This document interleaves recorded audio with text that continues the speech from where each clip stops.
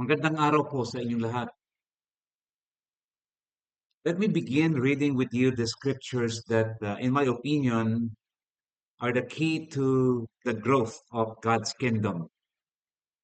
Isaiah chapter 40, verse 8, Isaiah 40, talatang 8, ang damo ay natutuyo, ang bulaklak ay nalalanta, ngunit ang salita ng Diyos ay mamamalagi magpakailanman. Mark chapter 4, verses 30 hanggang 32, Jesus said, "How can I describe the kingdom of God? What story should I use to illustrate it? It is like a mustard seed planted in the ground. It is the smallest of all seeds, but it becomes the largest of all garden plants. It grows long branches, and birds can make nests in its shade." Nabanggit ko po sa inyo sa nakaraan na ang mga maling katuruan, heresy, was one of the problems of the followers of Jesus between AD 100 and AD 313, 313. At yung pong araw-araw na gawain, including the future of the church, was quite challenging. Malaki pong hamon sa iglesia matapos mamatay ang mga alagad. Pag-usapan po natin ngayon the story of the Christian church, and we are now on part 4 of this series. And today we will be focusing on the orthodoxy. Orthodoxy confronted heresies. Ang mga matuwid at tamang katuruan, hinarap ang mga maling katuruan. And we will see the early church's response, or the response of the early church. Let me define some words as we continue. Yung pong salitang orthodox or orthodoxy, ang ibig pong sabihin nito ay right belief. That's the simplest way to understand orthodoxy. Right belief. And it is based on Jesus' teachings and the apostles. Ito po ang ibig sabihin ng orthodoxy. Yun ang pong heresy originally meant an opinion. Yun po ang pasimula na kahulugan at pagkakaunawa ng marami noon sa heresy. It is a mixture of truth and error. But it came to mean something that is opposed to true teaching. Opposed to true teaching. Nag-progress po ang even the definition of heresy. Let me share with you mga kamag-aaral, yung pong sinabi po ni Philip Schaff, a church historian known for his 8-volume history of the Christian church. This is a very, very powerful volume po na if you really want to go deeper sa tinatawag po nating history of the Christian church, ito pong mga books ni Philip Schaff on Christian church, the history of the Christian church is a very great resources po. Sabi niya ganito, Philip Schaff said, every period of the church and of theology has its particular problem to solve. And every doctrine in a measure, every book also of the Bible has its classic age in which it first comes to be fully understood and appropriated by the consciousness of the Christian world. Sabi po ni Philip Schaff, and I agree with him, and I really like this quote, na sa bawat panahon, ang iglesia ay may hinaharap na partikular na problema upang ito'y solusyonan at harapin.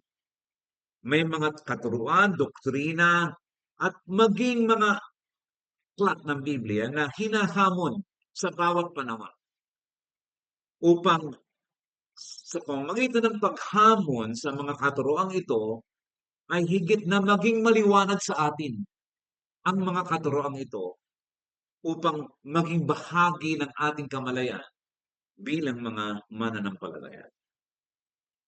I learned at natutunan ko po na ang iglesia ay malimit na dumadaan sa tinatawag nating iba't ibang mga kaganapan, iba't ibang mga pangyayari. At bawat event ay nakakatulong kalimitan sa paglago at sa maturity ng tinatawag nating iglesia. Of course, meron siguro hindi lahat. Merong ilan na hindi nakakatulong. Pero bawat pagsubok, bawat mga suliranin, bawat mga katuruan na pinag-uusapan ng iglesia na dumadaan po sa usapin ng iglesia. Bawat event po ay nakakatulong sa paglago at sa pag-mature upang higit pang maunawa ng iglesia ang turo ng salita ng Diyos. Bigyan ko po kayo ng ilang halimbawa. Maging sa bagong tipan mga kamag-aral. Ang mga alagad ay they confronted the Judaizers who believed that circumcision was necessary for salvation. Ang sabi kasi ng mga Judaizer, well, kinakailangan you need to be circumcised in order to be saved. Nung dumaan yung mga ganong usapin, at matapos na pag-usapan at ipaliwanag ng mga apostol, naging maliwanag po that circumcision was not necessary for salvation. Dumarating ang problema sa iglesia, kung ilang mga katuruan ay dumarating na hinahamon ang iglesia, pinag-iisip ang iglesia, pero matapos itong komprontahin at matapos itong pag-usapan, lumiliwanag ang isang bagay na dati ay hindi maliwanag. Another example, the Apostle Paul addressed the issue of salvation by grace rather than by works. Ay ito po ginawa ni Apostle Pablo sa kanyang pagtalakay sa aklat ng Galatia. Ganon din po mga kamag-aaral. The Apostle Peter confronted accusers who claimed that Jesus failed to fulfill his promise of returning. Marami nagsasabi, akala ko ba darating ang Jesus? Akala ko ba darating? At malapit na siyang dumating. Ba, hindi pa siya dumarating? At marami pong mga nanunuliksa at mga nanlilibak at niliwanag po dahil sa pagdating ng mga hamon sa mga katuruan at mga itinuro ng mga apostol. Niliwanag po ni Peter ang patungkol sa pagdating ng ating Panginoon Jesucristo. Enough to prove what Philip Schaff said, that every period of the church has its own issue to solve, has its own issue to clarify or fully understand. Sapagkat minsan kung hindi dumarating ang mga problema ito, hindi nagiging minsan maliwanag. Bagamat kung minsan po ang pagdating ng problema ng mga ganitong pagtuturo at mga problema sa iglesia at mga di pagkakaunawaan ay lalong sumisiglab sa isang mas malaking problema. Pero alam po ninyo, malimit ang nakikita natin, nakakatulong upang mas maging matalas at maging maliwanag ang turo ng salita ng Diyos. Kapag dumarating ang ilang mga katuruan na tila man din hindi katulad ng tinuturo ng Biblia, pero sa dahong huli, nagiging maliwanag sapagkat na itutuwid sa dahong huli. I like what Philip Schaff said. The early church confronted three main heresies. Matapos pong mamatay ang mga alagad. During AD 100 hanggang sa mga sumunod na mga taon, hanggang around 313, meron pong three main heresies. Hindi po lamang ito, kaya po sinabi ko main heresies, na hinarap ang iglesia, kinonfront ang iglesia. Una po ang Gnosticism, ikalawa ang Marcionism, at pangatlo po ang Montanism. And so, let's see, atin pong tingnan at subaybayan the early church, on how the early church confronted Gnosticism. Alam po niyo yung Gnosticism, may iba't iba po itong uri kapag sinabi natin Gnosticism. And I will explain what Gnosticism is all about. Meron pong nagpaliwanag patungkol sa tinatawag nating Gnosticism na ito daw po ay parang isang ahas with two or many heads. I don't know if you know what I mean, but this is Gnosticism. Now, ang una pong klase ng Gnosticism ay tinatawag na dualism. Let me explain, mga kamag-aral, kung ano pong ibig sabihin ng dualism. Para po sa mga dualists, there were two powers. Meron dalawang kapangyarihan, pantay na kapangyarihan. At yung po ay a good God and an evil God. Para po sa kanila, sa pasimula, may dalawang equal na kapangyarihan, a good God and an evil God. Dualism taught that the creator of the world was the evil God. Ang lumalang ng sanlibutan ay ang masamang Diyos, small letter G. No wonder the world is bad. Kaya ang ating kinalalagyan mundo ngayon ay masama sapagkat ang lumalang na Diyos ay evil God. Kaya ang ating mundo, puno ng kasalanan, puno ng suffering, puno ng sakit, puno ng karamdaman. At gayon din po sa katawan lupa. The same is true with the human body according to the dualist. Kasi it is physical, the body is physical. And because the body is physical, it is evil. Because para po sa mga dualist, everything material is evil. Anything material is evil. Isa pa po na branch or maybe another snake's head ng Gnosticism, hindi po lamang dualism, kundi Docetism. Let me explain po kung anong ibig sabihin ng Docetism.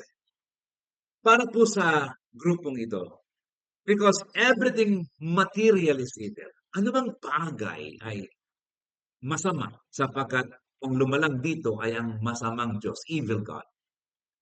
Jesus did not actually have a body. Si Jesus hindi nagkaroon talaga ng katawan kasi anything material is evil.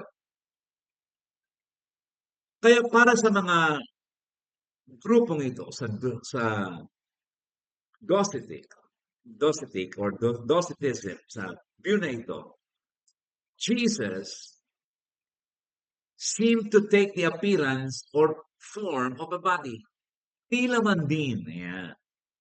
He seemed to take the appearance or form of a body. Therefore, para po sa grupong ito, sa idea ng mga Docetics or Docetism sa view na ito, Jesus was not a real man, but a divine spirit who came to rescue, dumating upang alisin tayo sa pagkakatrap natin inside this material body.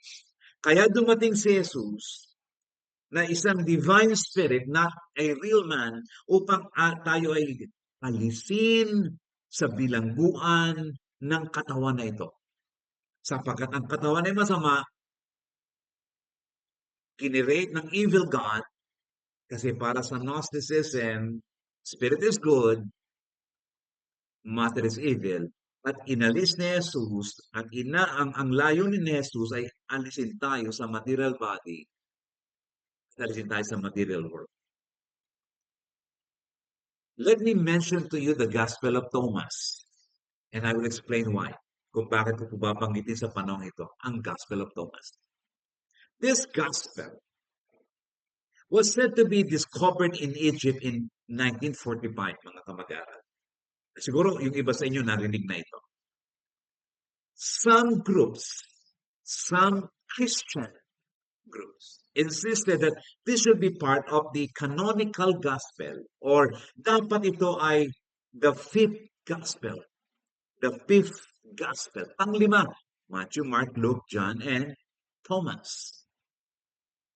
Ang dahilan mga kamag-aral kung bakit ang Gospel of Thomas was not accepted as canonical, as standard book of the Bible was its support and its affirmation of the teaching of Gnosticism. Kasi sinusuportahan po ng Gospel of Thomas ang turo at ina-affirm, pinagtitibay ang katuruan ng Gnosticism na kagaya ng aking nabanggit kanina. It sounds like a biased gospel that gave legitimacy to the beliefs of Gnosticism. Para bang ito'y may pinapanigan na katuruan na taliwas sa itinuturo ng Biblia, kaya hindi po ito tinanggap as canonical gospel. Yun po yung Gospel of Thomas. At marami pa po at may mababanggit pa ang ilan. Now, the early church also confronted Marcionism. Hindi lang po Gnosticism, kundi Marcionism. Palagay ko po marami sa inyo nakaka-identify sa pangalang Martian kasi sa mga nakaraang buwan o taon ay lagi natin tila man din naririnig ang salita o ang pangalang Martian. Marcion was the son of an elder in Asia Minor who went to Rome around AD 144. Anak po siya ng isang elder, anak po siya ng isang bishop na nagpunta sa Roma. And it was in Rome that he developed his view of Christianity with Gnosticism. Christianity mixed with Gnosticism and Docetism. Si Marcion po ang parang naghalo. Pinagsama niya ang Christianity at ang Gnosticism and Docetism. That the spirit is good, matter is evil, Gnosticism. Jesus appeared. He seemed to appear as a human body, but actually Jesus is only a divine spirit. At itinuro din po niya ang Christianity, kaya lang hinaluan po ng Gnosticism and Docetism. Si Marcion po naniniwala at ikinakalat niya ang ideya. Listen, that the Old Testament God created an evil world. Nilalang ng Old Testament God na ito ang isang masamang sanlibutan na may sakit, na puno ng sakit, ng pagdurusa, ng patayan. An evil world with sex and many other evil things. Yun po ang itinuro at paniniwala at ikinalat na paniniwala ni Marcion. Marcion maintained that the true God is the Father. And this true God, who is the Father, is a good Father. Unlike the Creator, who created an evil world with sickness, suffering, killing, sex, and many other evil things. Iba itong God, true God, who is the Father, who is a good Father. And since God is a good Father, there will be no judgment. Para kay Marcion, there is no judgment, for he is a loving Father. No one will be condemned. And so, Marcion rejected the idea that Jesus Christ had a human birth and therefore he had no human body. Mahalaga pong paniwalaan ni Marcion na walang human birth si Jesus Christ, walang human body si Jesus Christ, kundi divine spirit appearing as a real man, but he only seemed to appear, dokein. He seemed to appear as a real man, but actually Jesus was simply a divine spirit. At dahil nga po sa hindi nga po siya naniniwala sa human body and human birth and human body ni Jesus Christ, alam po niyo ang ginawa ni Marcion? Marcion only accepted the Gospel of Luke. Yun lang. Kung meron mang tatanggapin at tinanggap si Marcion sa Biblia, sa Matthew, Mark, Luke, and John, Luke lang, the Gospel of Luke. And yet, doon pa sa Gospel of Luke, inalis ni Marcion ang kwento patungkol sa virgin birth ni Jesus. He removed it. Plus, hindi lang po yun. He only accepted the 10 letters of the Apostle Paul. Inalis ang lahat maliban sa Gospel of Luke, inalis pa sa Gospel of Luke ang Jesus' virgin birth kasi ayaw niya ng paniwalaan na si Jesus Christ ay may human birth at may human body. 10 letters lang ni Apostle Paul ang kanyang tinanggap. And ito pa po, Marcion also rejected the whole Old Testament books and all the rest of the New Testament books. Maliban sa Gospel of Luke, at those 10 letters ni Apostle Paul.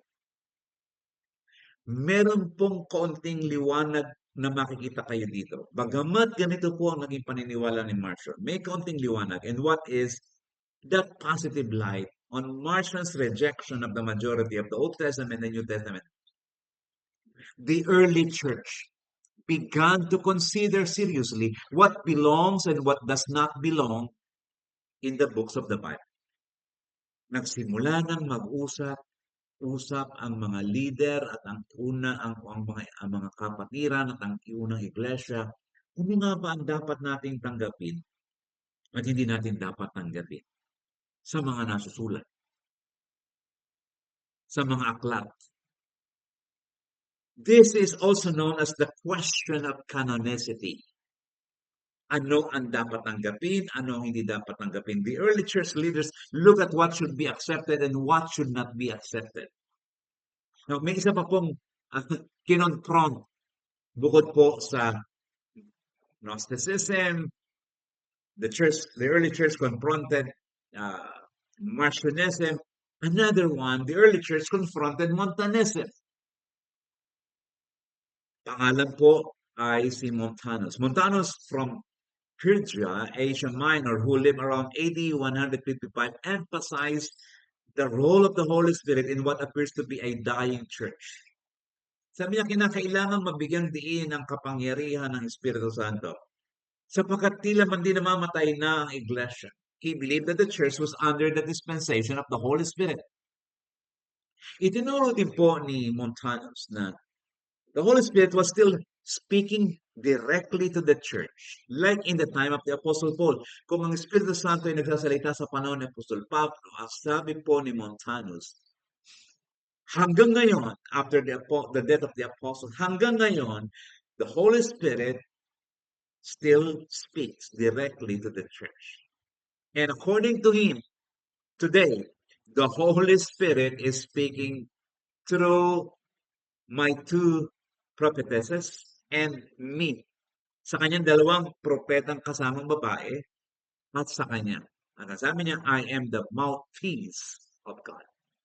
I am the mouthpiece of God. Sounds familiar, mga kamag-aral? Di ba? Nangyari noon, may nagkiklaim noon, hanggang ngayon.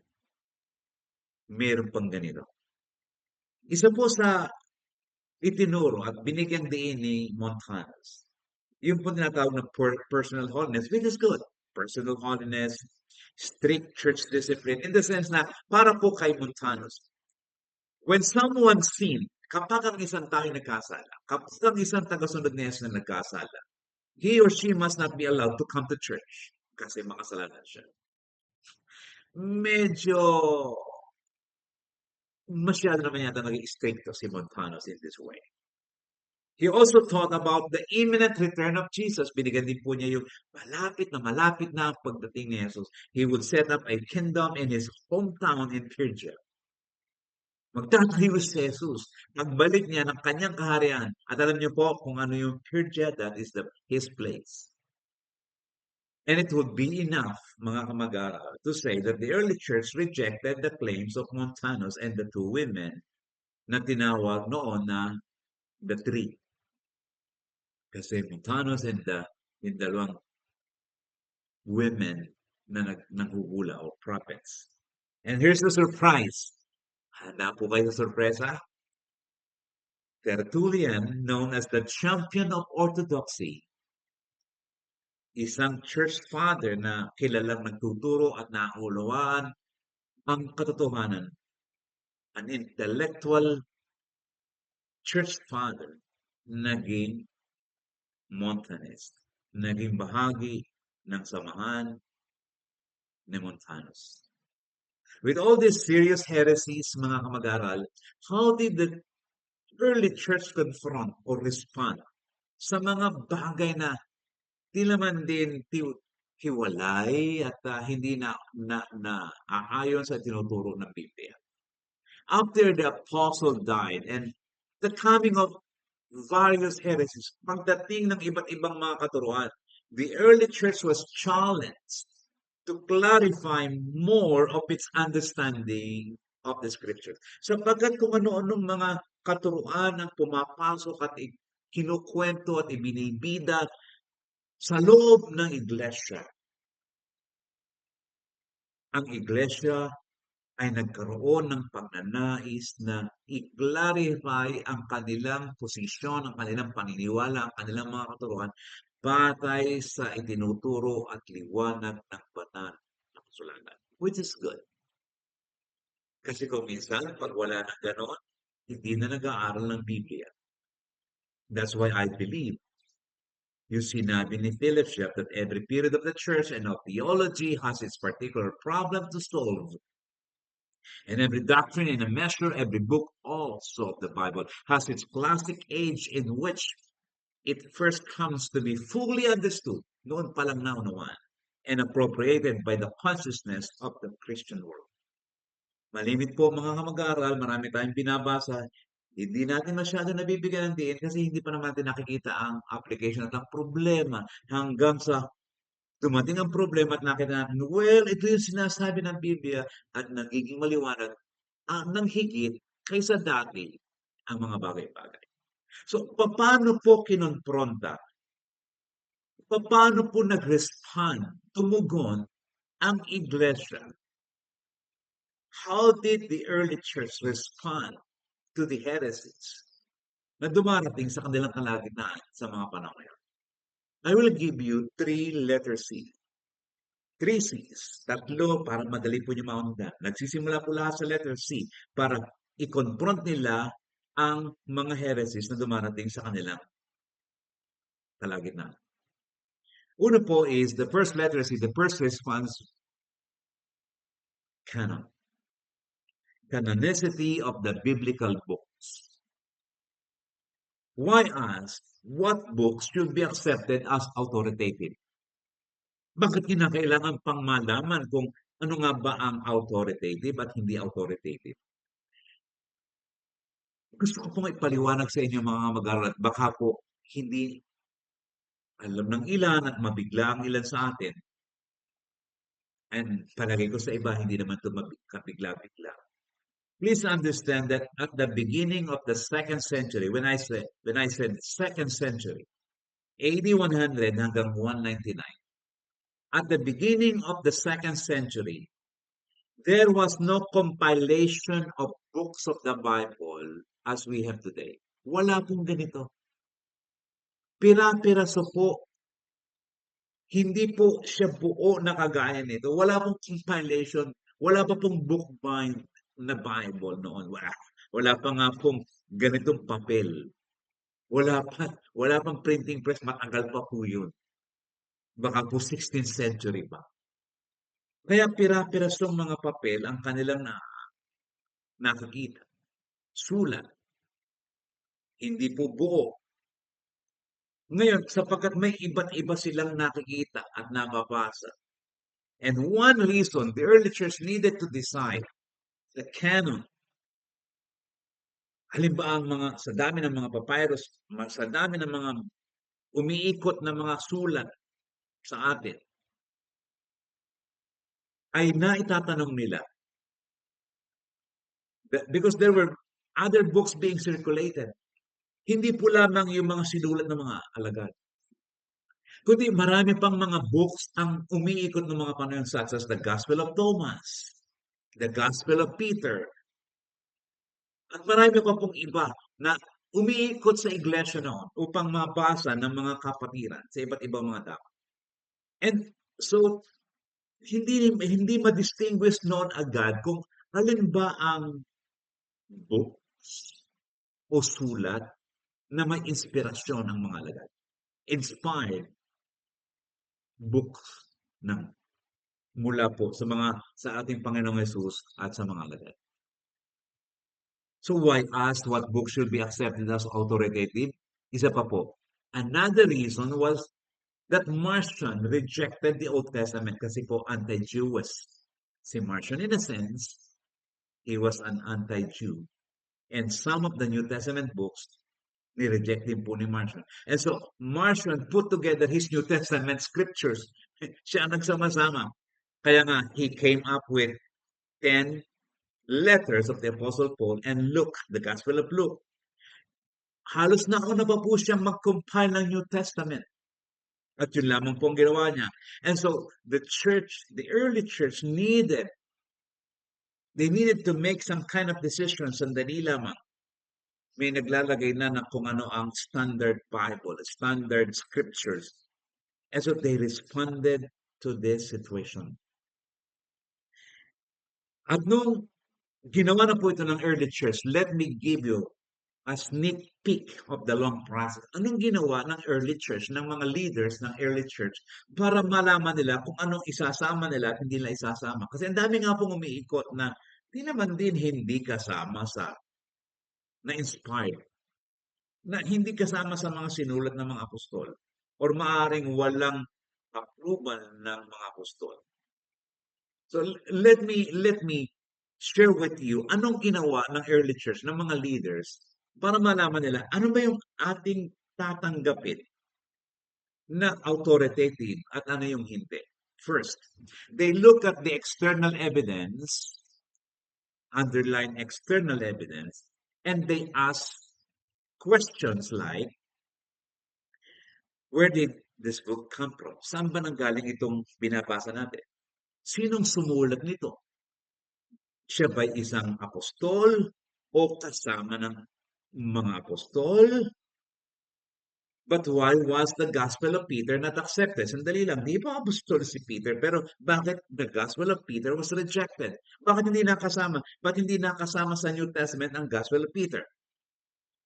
Sir, because the early church found out that someone else wrote it. It was not the Apostle Peter who wrote the Gospel of Peter, but somebody else's.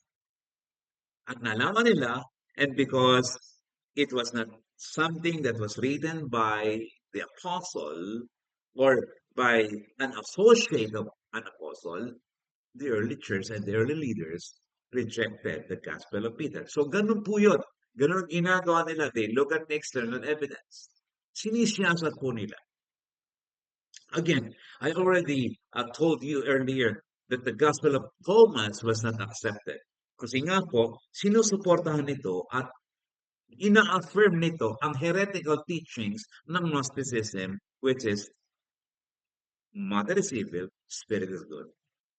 And that this world was created by an evil God. At iba ang good God, which is the Father, good. So meron siyang dalawang equal power at in a sense, meron siyang dalawang Diyos. In a sense, wala talagang Diyos. Di ba? Kung meron kang dalawang Diyos, wala kang tunay na Diyos. Anyway, so kaya po na-reject din ang Gospel of Thomas.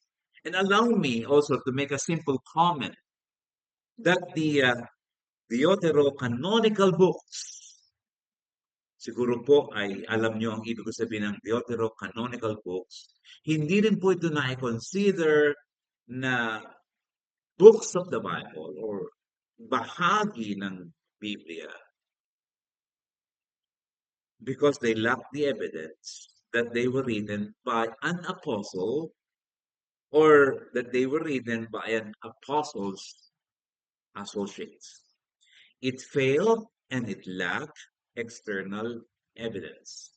Nakagaya po ng aking nababanggit kanina.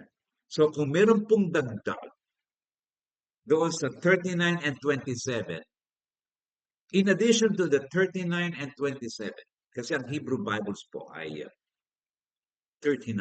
Kung meron pong dagdag ito na parang intertestamental na nasulat during the time, ito po ay deuterocanonical and the early church and the early church fathers at kahit po sa mga panahong ito, hanggang ngayon, tinitingnan pa rin sinisiyasat, I mean. And still the evidence is pointing to the fact that hindi po ito sinulat ng mga apostol o ng mga kasamahan ng mga apostol. Another sneak peek of the long process po na ginawa ng mga leader ng early churches, ng mga kapatiran noon. Second, hindi po lamang they look at the external evidence, but they look at the internal evidence. Internal evidence. Tinitingnan nila, does it go along with other acceptable books like the four Gospels and Paul's letters? Does it go along? Ito po yung tinatawag natin, this highly considers the principle of the unity of the Bible. Kinakailangan it goes along with other acceptable books. May unity po ang Bible. And we need to highlight the fact that there is only one mind and one author of the books of the Bible. One author, one source, and that is God. And there should be no contradiction, but there is only one God, and there must be unity of the Bible. Kaya pag nakikita po nila sa internal evidence, sisiyasati kung yung mga aklat na umiikot at pinabasa ng mga kapatiran ay does it go along with other acceptable books o may kinokontra ito? Because the unity of the Bible is very important sa canonicity po. Is there an absence of any controversy? Yun ang kanilang tinitingnan. Is there any controversy or dispute concerning the book being considered as the standard truth? Mga kamag-aaral, this is the principle of the inerrancy of the scriptures and the fact that the Bible is free from error or the Bible cannot err. Hindi pwedeng magkaroon ng inconsistencies, ng pagsasalungatan, because the Bible is free from error. Kaya nga po, we believe and we submit to you the idea of the unity of the Bible. Now, some other marks, marami pa po concerning the canonicity, ano ba yung tinatanggap na bahagi ng Biblia. Sinasabi ng iba yung transformational, kailangan nakakapagbigay ng pagbabago. It is authoritative, it is widely read and accepted and authentic, etc., etc. But we will not go to this po, mga kamag-aral. Bagaman hindi lang po yung akin nabanggit, marami pa pong iba sinasabi. Anyway, let me just tell you that the early church stamped it urgent, really urgent, to come up with a list of canon. Ano yung dapat talagang ating ibabasa na merong stamp of approval ng mga apostol. Although it took them a long process of determining what would be accepted and not accepted. Ayon po sa ilang respected and reputable church historians, tinataya po nila mga kamag-aral na ang date kung paano nabuo ang canonical books, they set the date AD 367. Narinig po nyo? AD 367 as the date for the completion of the canon. 367 na bago magkaroon ng kabuuan. Hindi pira-piraso na ito yung authoritative, ito yung heart ng scripture na we can say it goes along with other books, considering inerrancy, considering the principle of unity, considering na meron pong authority ng mga apostles, 367. Of course, some disagree saying 8367 was very late. Bukod po sa canon, there was another response kung paano po mahadlangan ang mga maling katuruan ng mga panahon na yun. The second letter C for the day is creeds. Kanina canon, canonicity of the Bible. Ngayon po naman creeds. This is how they respond. This is how they responded to the heretical teachings during those days. Second response po, creeds. Now, pag po sinabi natin creeds, we can define creeds simply as statements of belief. Some New Testament examples po na tinatawag natin creeds ay meaning statements of belief ay yung sinabi ni Peter, you are the Christ, the Son of the living God. Statement of belief. Sabi ni Paul, if you confess with your mouth that Jesus is Lord, you will be saved. Mga statement of belief. Quote-unquote creeds. Now, these simple New Testament statements of beliefs expanded through the years. Lumawak po ito. Yung sinabi ni Peter, yung sinabi ni Paul, it expanded through the years. And one creed everyone is familiar with is the Apostles' Creed. Alam po na halos ng marami ito. At narinig na ito ng marami. The Apostles' Creed. Please understand, it was not written by the apostles. For some reason, although it was not written by the apostles, it was called the Apostles' Creed. It was called the Apostles' Creed because it embraced the apostolic teachings. It includes the apostles' teachings or maybe some of the apostolic teachings. Kaya ang tawag ay Apostles' Creeds. Now, creeds are not statements of belief equal in authority with the Bible. Hindi po. Hindi po ito in authority as it progresses, as it progress, as it expanded. Hindi po ito itinuring naman na authority equal with the Bible. Of course, except yung sinabi ni Peter at saka yung sinabi ni Paul as apostles. The early creeds began as a baptismal formula. Doon po nagsimula ang creeds, baptismal formula presented to the one being baptized, and it is in the form of a series of 3 questions. Hanggang sa dakong muli po ay nabuo ang tinatawag na Apostles' Creed. Kung noon tinatanggap bago mabautismuhan, kinikilala mo ba ang Ama? Kinikilala mo ba ang, of course, Creator? Kinikilala mo ba si Jesus na bugtong na anak? Kinikilala mo ba ang Espiritu Santo? So, before being baptized, ito po tinatanong, it was a series of questions. Ngayon po, mas marami na ang tanong bago magkaroon ng tinatawag na uh, conversion or tinatawag po natin baptism. Pero noon, tatlo lang halos. Kasi kinakailangan maging maliwanag na sino ba yung Diyos na kinikilala? Sino ba yung anak? Ito ba may human body or it seemed to appear na may body? And ito po yung Apostles' Creed. Let me share with you the Apostles' Creed. At loaded po ang Apostles' Creed. Kasi po, nung sinulat ang Apostles' Creed, it was meant to respond to the heresies of those days. Particularly, Gnosticism and Marcionism. Yun po ang ina-address ng Apostles' Creed. Para po ma-defeat ang katuruan ng Gnosticism at ng Marcionism at magabayan ang mga mananampalataya sa tunay na paniniwala na sinasabi ng mga apostol. So ito po yung Apostles' Creed.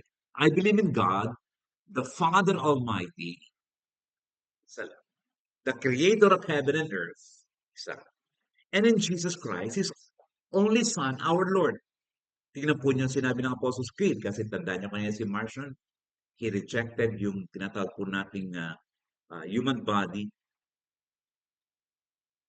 who was conceived by the Holy Spirit, born of the Virgin Mary, suffered under Pontius Pilate. Kasi iba po ang kanyang pasimula noon kay Marcion. Tiberius, if I'm not mistaken. So, suffered under Pontius Pilate, was crucified, died, and was buried. He descended into hell. Ito po lately, talagang pinagdibatihan po itong he descended into hell. Pero finally, inilagay na rin po.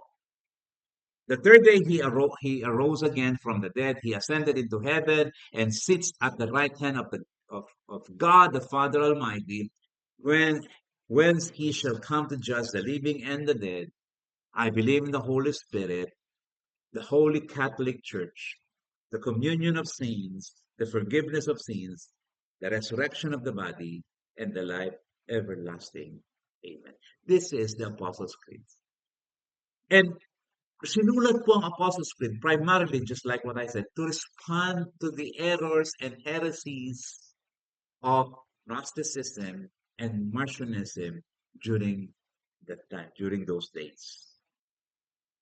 And the goal of the early creed was made primarily para nga po sa dalawang grupong ito, Gnostics and Marcion, na atin pong tinalakay na. The purpose is simple. The purpose of the creeds during the time was to prostrate and to stop the heretical teachings the early church was experiencing coming from these people, coming from different teachings. So the church fathers began to summarize the teachings of the Bible. At ang tawag nga po nila noon, sa summary na ito, ay tinawag din po nila itong the rule of faith. The rule of faith, which yung pong rule of faith embodies what the church has held from the beginning. Kaya makikita po nyo, kapag bago, sandali lang, ito pa yung itinuro ng iglesia simula pa sa mga apostol.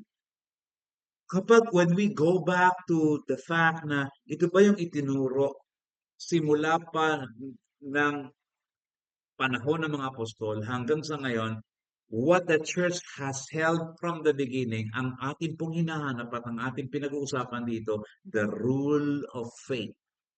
What has been taught then hanggang ngayon. So, dalawa po ang ating natalakay na respond. Una, yung canonicity of the Bible. Pangalawa po, ating pinag-usapan ng creeds. Pangatlong letter C na naging respond po ng church para i-prostrate, labanan ang heretical teachings, church order. Church response, church order.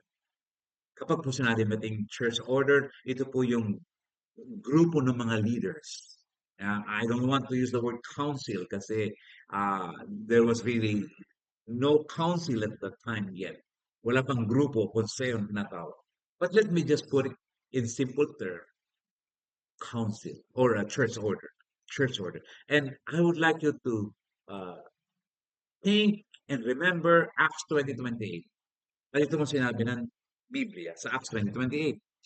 Keep watch over yourselves and all the flock of which the Holy Spirit has made you overseers. Be shepherds of the church of God, which he bought with his own blood. And please take note of the word overseers and shepherds. Kasi nagtatagpo ng mga leader ang Panginoon to watch over the flock. Para bantayan ang iglesia sa mga iba't ibang mga katuruan. At kinuha po niya ang mga overseers at ang mga shepherds of the church of God. Now, the New Testament church order on leadership, listen to this, mga kamag-aral, ang bagong tipan po ay nagtuturo concerning leadership, and it simply refers to the office and function of elders. Elders as overseers, episcopus, and shepherds, poimainen, at doon po lamang nauuwi ang New Testament church order on leadership. Elders as overseers, nangangalaga, tumitingin sa kawan at nagpapastol sa kawan. They were referring to the elders. Yun lang po. And please note, plural elders. When the word bishop is used in the New Testament, it means an elder. It means an elder. Yun po ang ibig sabihin ng word na bishop.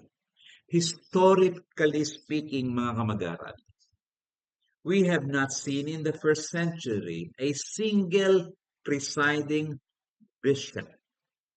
Wala pong single presiding bishop sa New Testament.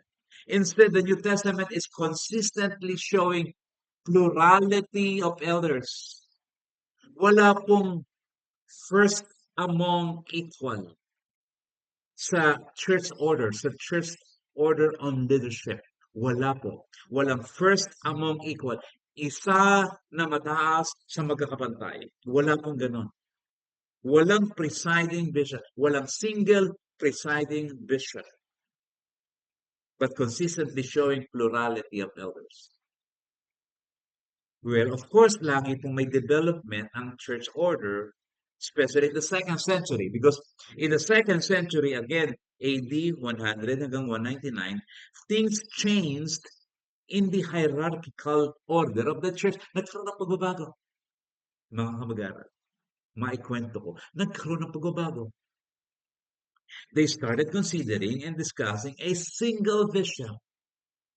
who was higher than the elders of the church. Meron po ba silang masamang intensyon upang gawin yon? In my opinion, walang masamang intensyon. Actually, maganda ang kanilang intensyon, but they just did not know how far it would go. And so, let me tell you a story. Maikwento ko po kung anong nangyari. The purpose, the intention, and the goal. The purpose was to respond to the damaging heresies the early church was experiencing. Kaya lang nila ginagawa ito, yung presiding single bishop, ay sapagkat kinakailangan nilang magkaroon ng tama at mabilis na pagtugon sa lumalaganap na mga maling katuruan ng mga panahon na yon.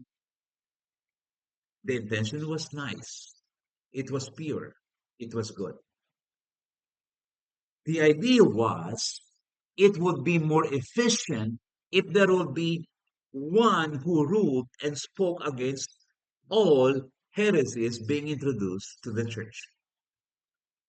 Mas magiging episyente ang ating church organization, ang ating church order on leadership. Kung merong isa na magsasabing, alam nyo, hindi tama yan kasi ganito ang sinasabi ng Biblia as represented, as supported by the elders under, mas magiging mabilis na merong isang presiding single bishop according to them. In the late 2nd century, kapag sinabi po late 2nd century, medyo close to the 200 po. Irenaeus even introduced the idea of apostolic succession. Sabi ko po sa inyo noon, sa nakaraan natin mga pag-uusap, lumalabas na nga po ito. Sabi ko sa inyo, patuloy pa itong lalabas sa story of the Christian Church. So, inintroduce po ni Irenaeus yung apostolic succession where the bishop, ito na yon, nag-develop na naman ito, where the bishop could trace their appointment from the apostles para mas maging matibay, kinakailangan i-trace back natin ang bishop na ito, ang appointment ng bishop na ito from the apostles. And so the idea was that the apostles appointed the successor who appointed his successor. And mga kamag-aaral, this sounded like a good plan. But the problem was that the plan was not a design provided in the New Testament. And so to counter the heresies, they assigned one bishop to preside over and to rule among the presbyters, among the elders of the local churches, like in Rome or in Corinth. And this is how the idea of monarchical bishop emerged. Monarchical bishop emerged. May isang monarchical bishop sa Rome, may isang monarchical bishop sa Corinth, at para mga probinsya, bawat lugar, merong isang bishop. More development will come, mga kamag-aaral, especially in the medieval period. Hindi pa po ito. More developments will come at magpa-progress pa po ito sa medieval period. When we say medieval period, medieval age, approximately 8500 and forward. Sa ayaw po natin sa gusto natin mga kamag-aaral. This is where we will pause our discussion of the story of the Christian Church. We already spent 4 hours, more or less, para po pag-usapan ito. Magpo-pause muna tayo and we will probably discuss some other topics, other series, para po medyo hindi naman puro church history ang ating pinag-uusapan sa ayan. Pero babalik po tayo dito. We will pick it up sa mga susunod na mga panahon. Muli po mga kamag-aral, maraming pong salamat sa inyong matyaga, na pakikinig at pakikipag-aralan, pakikipagkwentuhan kung ano nga po ba ang nangyari sa nakaraan upang mapanaag natin yung palang nangyari at mabigyan tayo ng mga babala sa mga panahon ito. Mapagbulay-bulay natin, mapag-isip-isipan natin na baka maulit ang mga ito, mabantayan natin ang ating mga sarili at yung mga magagandang ating napakinggan ay ating maipagpatuloy sa hinaharap. Muli po nagpapasalamat ang inyong lingkod sa inyong lahat. Maraming po salamat sa mga nagse-share ng mga videos, sa inyo po na nakikipagkaisa, nagko-comment. Thank you po. Thank you for sharing the videos. Uh, we are immensely grateful po sa bawat isa. Salamat po sa lahat ng ating kasama dito sa Manigwala Team. Ang inyong pong lingkod, nagbibigay ng papuri sa Diyos. Nagpapasalamat sa inyong lahat. Hanggang sa muli, Jonathan Oridia.